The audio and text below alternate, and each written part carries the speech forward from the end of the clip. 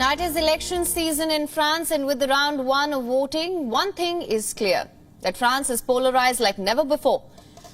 Now one side is centrist Emmanuel Macron, the other far-right Marine Le Pen. The second round of voting is on the 24th of April, so without wasting any time, both challengers have started knocking some doors here. The incumbent went to eastern France, where he spoke to health workers who were agitated with their pay and working conditions. The pandemic hit the French healthcare sector, so Macron's policies towards this sector remain crucial. He engaged in a back and forth with medics who said their pay increases were not enough to fend off the rising costs of living. One man was seen visibly crying as well. On nous a donné 183 euros, on ne le ressent Monsieur pas. Macron, améliorer nos conditions de travail. Bien sûr, donnez-nous les moyens de sauver, de soigner les gens dans le respect. Ils souffrent. Le problème, on ne peut pas les prendre en charge tous. Donnez-nous les moyens, ouvrez des lits. Meanwhile, challenger Marine Le Pen arrived in northern French town of Vernon, where she was welcomed with cheers and applause.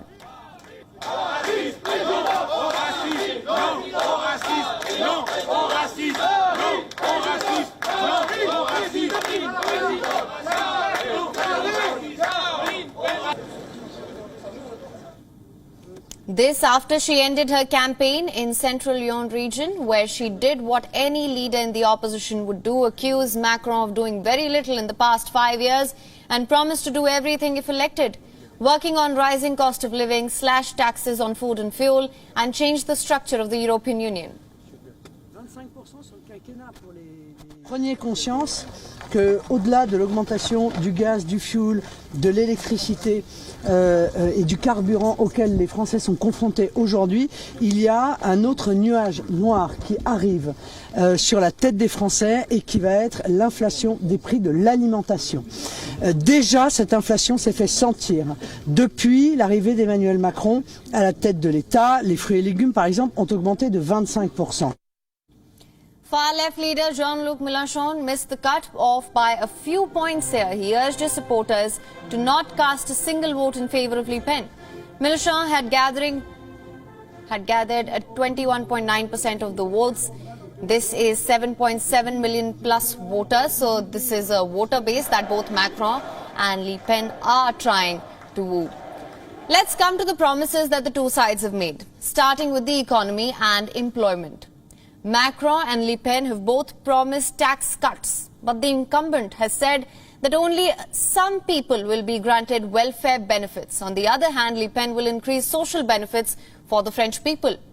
Macron has vowed to gradually raise the retirement age from 62 to 65.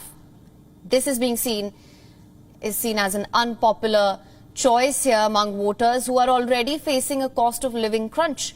On the other hand, the far-right candidate plans to cut retirement age to 60 for those who started working before the age of 20. We next come to immigration, a core issue in this year's election. Le Pen is known for her anti-immigration stance, but now she has promised to halt abuse of right to asylum.